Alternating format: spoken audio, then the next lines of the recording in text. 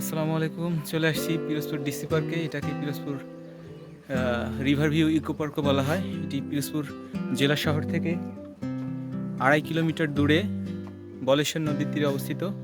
আপনাদেরকে যদি আমি একটু দেখাই ক্যামেরা পিছন, এখান থেকে দেখা যাচ্ছে বেশ ভালোই। এই সাইডটা নদীর পাশ। আমি আছি এখন 5তলা ওয়াচ টাওয়ারে। আমার সঙ্গে আছে ভাতিজা রাকিব।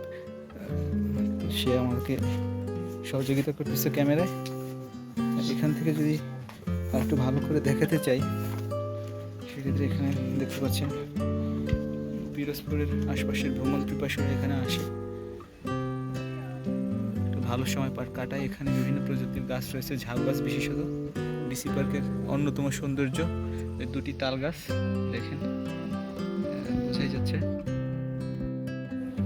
এটি বলেশ্বর নদী, বাংলাদেশের দক্ষিণ পশ্চিমাঞ্চলে অবস্থিত পিরোজপুর, বাগেরহাট, বরগুনা জেলার মধ্য দিয়ে নদীটি প্রবাহিত হয়েছে। এই নদীর তীরেই পিরোজপুর ইকো পার্ক অবস্থিত। অনেকে এটাকে পিরোজপুর ডিসি পার্কও বলে থাকেন।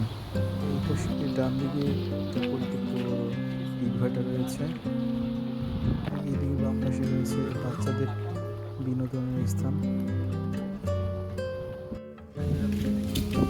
বাচ্চাদের বিনোদনের জন্য এখানে বিশেষ ব্যবস্থা রয়েছে।